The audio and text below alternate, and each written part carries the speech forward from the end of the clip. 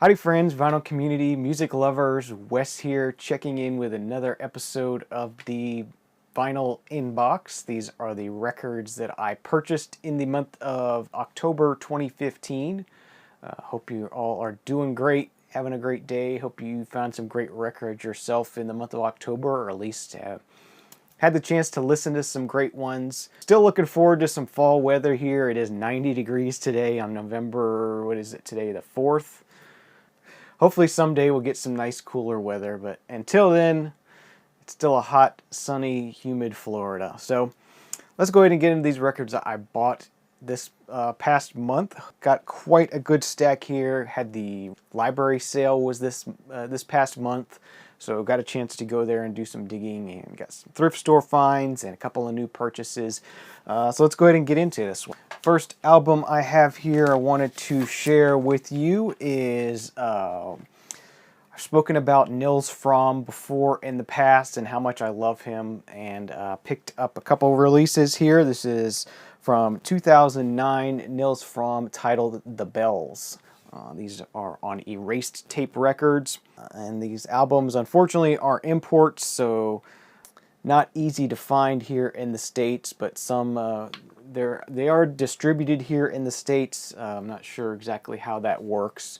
Nils Frahm is a pianist, composer, very much, I have trouble keeping from comparing him to Keith Jarrett.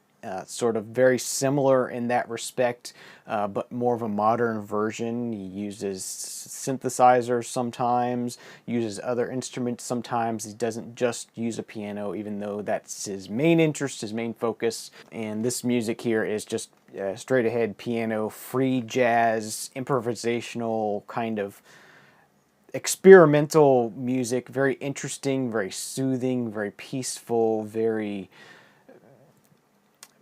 imaginative, very colorful, I guess you could say. I really enjoyed picking this up. There's the insert on that one, a little bit of sort of the discovery and the working with Nils Frahm on this album. I believe this is his first actual release on a label. That's by Peter Broderick. Just on plain black vinyl. I believe these are pressed at either GZ Vinyl or possibly Pirates Press, but they do sound pretty good. And the second one I picked up, which I believe is his most recent release. So I picked up his first, what I think is his first release, and then his most recent release. This is titled Solo from 2015.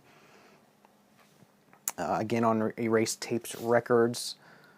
Hopefully that's not blown out too bad, where you can actually see the artwork on there. It looks almost like musical notation, but it's kind of abstract. And then this one features an insert with Braille on it.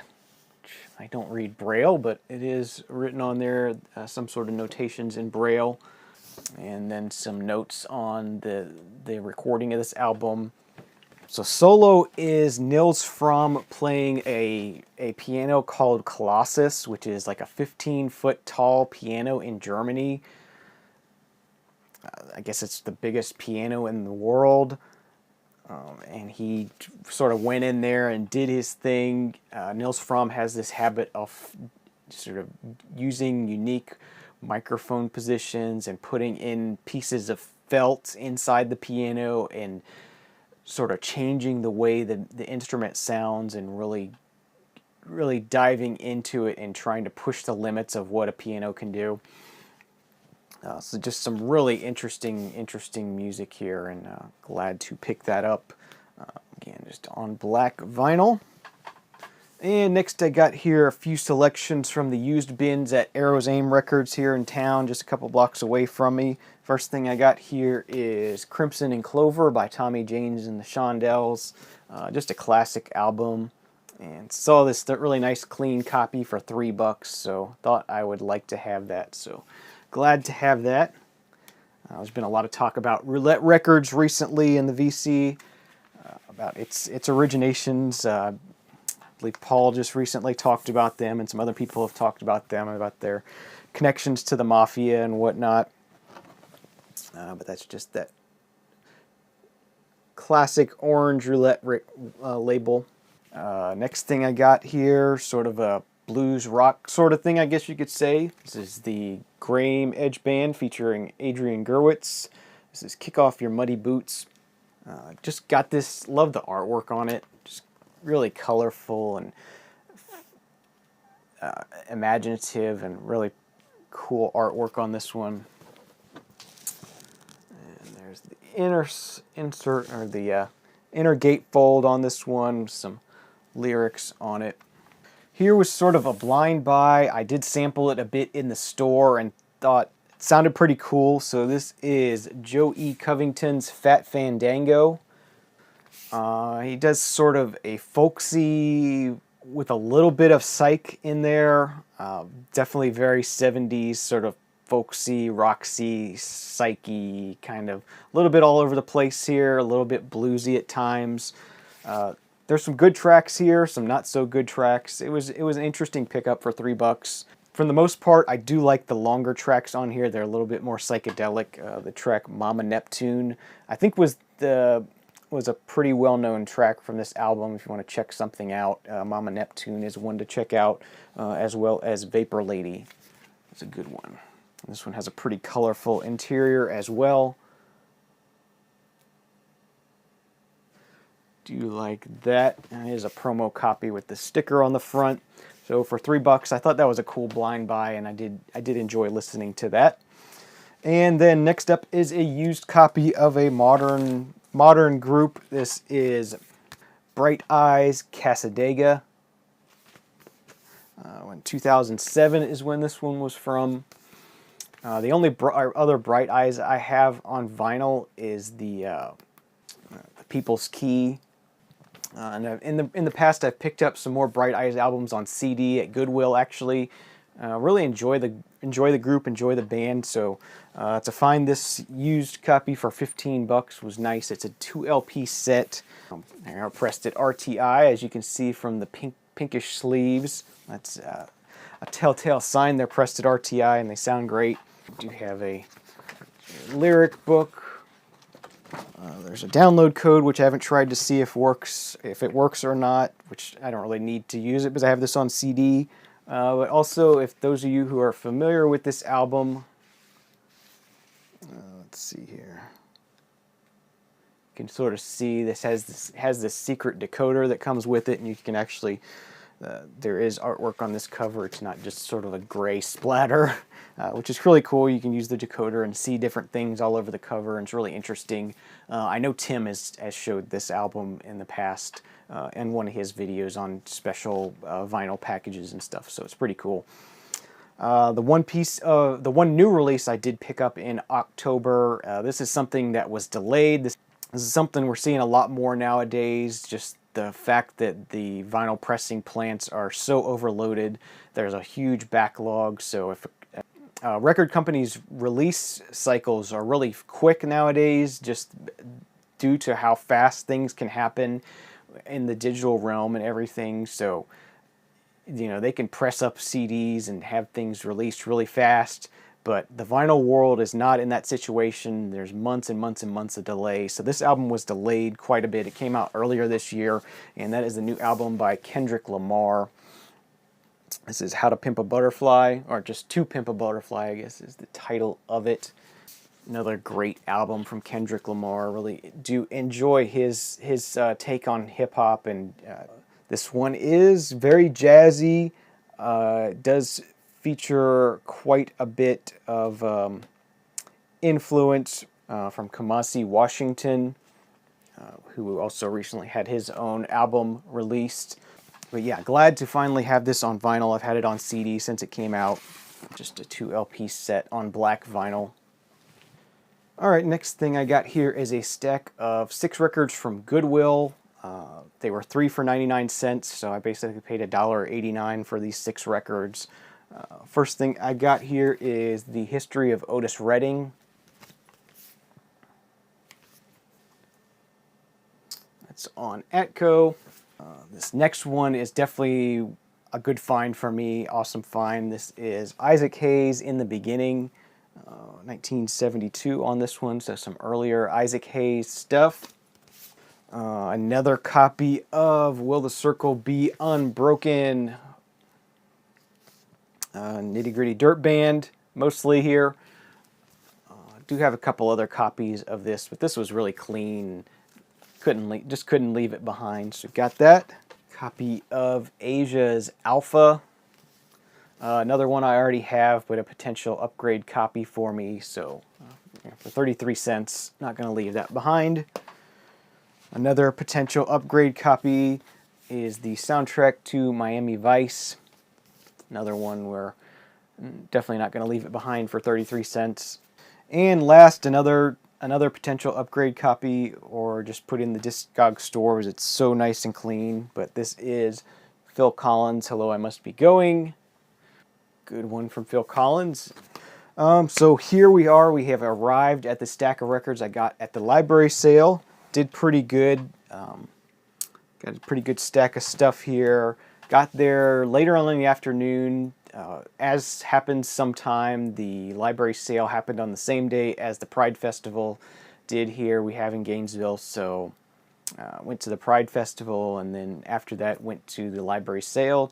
And so had a nice, calm, relaxing dig. When the library sale first opens in the morning, it's just insanity around the records. Just there's more people than there are bins, and it's pretty crazy to try to dig at early in the morning. You do find some really cool stuff, but just wasn't able to make that happen this time. So here we go. First thing I got here is a sealed record from Miguel Mendez, I think it is.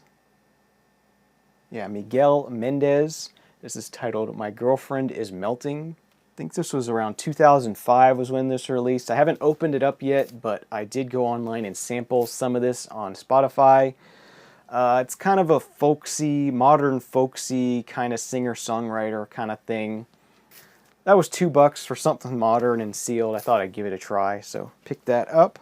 Next up, got a copy of George Benson's Space.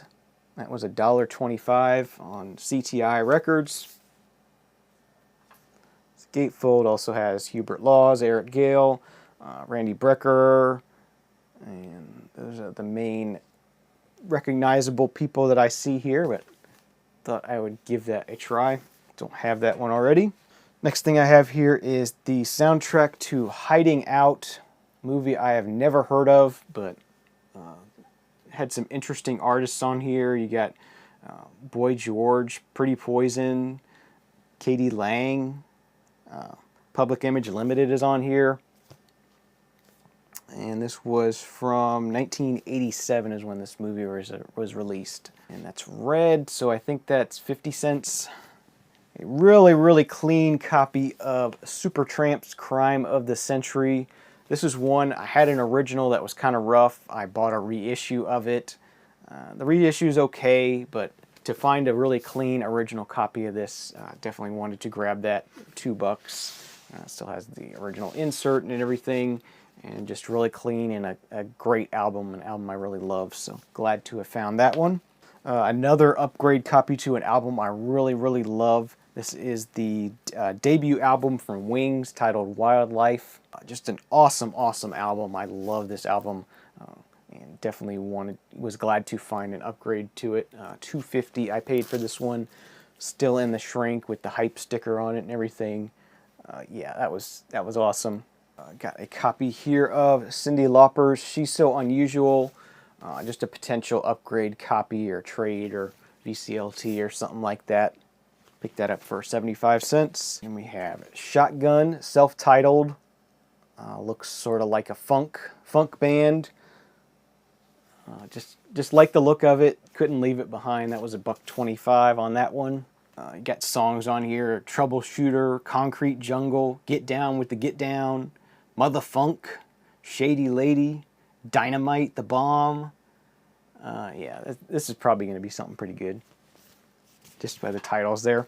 I got a copy of It's a Beautiful Day live at Carnegie Hall. That one was $1. Found another copy of this earlier and it was $2, and then found this one for $1. So I put the $2 one back and got this one. There wasn't really much difference in the quality between them, so went ahead and got that. Got a copy of War's Galaxy. That one was $1 as well. Don't have much War, and definitely don't have this one, so that was a good find for me. Got an album here from the Skinny Boys, Skinny and Proud. A long time ago I had an album from them on cassette called Weightless. I really liked it a lot and hadn't heard anything else from them besides that. This is from 1987, so this should be pretty good. I guess the Skinny Boys, you could say, were the opposite, not the opposite of the Fat Boys. They did kind of the same thing. They made fun of their skinniness and stuff like that. So it's very of that time period of hip hop, you know, mid '80s. Very fun stuff. $2 for that one. So a little bit pricier, but as I said, something I'd never seen before, and look forward to giving that a try. I don't often buy singles, but definitely wanted to get this. Been talking a lot about the Bronski Beat recently, and this is the 12-inch single to Small Town Boy. $1.50 on this one, so that was cool to find that one. Next one here is a Van Morrison album I hadn't seen before. This is titled A Period of Transition. 1977 on this one, so this album is as old as I am. As I said, a Van Morrison album I hadn't seen before. They had this one at $3, so a little bit pricier, but definitely not out of my price range. Next up, we got a copy of 5 Bridges by The Nice featuring Keith Emerson. Just wanted to have this mainly for this classic album cover art on this album. And, you know, it's Keith Emerson and The Nice. It should be pretty good stuff here. $2.50 on this one. And there's the gatefold.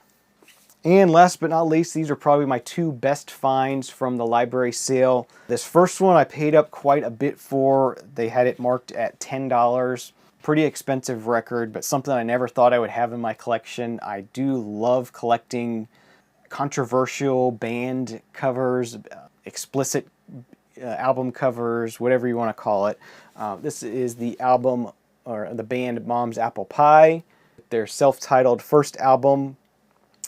And it has, they put genitalia in the pie there, so female genitalia. So of course that was banned, and then they put like a brick wall in front of it or something.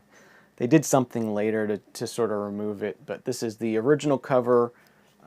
Really cool. As I said, paid $10 for this, so it wasn't cheap. Definitely something I collect, and it was worth $10 for me. The money goes to help the library anyway, so it's not like, you know, somebody's making a profit on this. It's, you know, it's helping to keep the library going. And this is on Brown Bag Records, so they did their inner sleeves in a brown bag with the sort of perforated top on that and their logo on it. So that's cool that the original label is there, or the original the original sleeve is there. There's the vinyl. It's just Brown Bag Records, brown label, really super clean. You know, as I can say, it was $10, but it is a very clean copy of a band album cover, so something I definitely couldn't leave behind. And last but not least, as I said, this is another great find. Fairport Convention, Liege and Leaf. Paid $2.50 for this. I know this is a well-loved album from Fairport Convention, and I was really happy to find it for $2.50. So even if I don't like it, I know I can pass it on. There is that. So those are my pickups for October. Hope you enjoyed it. Hope you're doing great. Leave me some comments. Give me a thumbs up. Subscribe if you're not already. I do vinyl videos at least once a week. I try to anyway. And thanks for watching, and we'll see you again real soon. Have a great month. Cheers.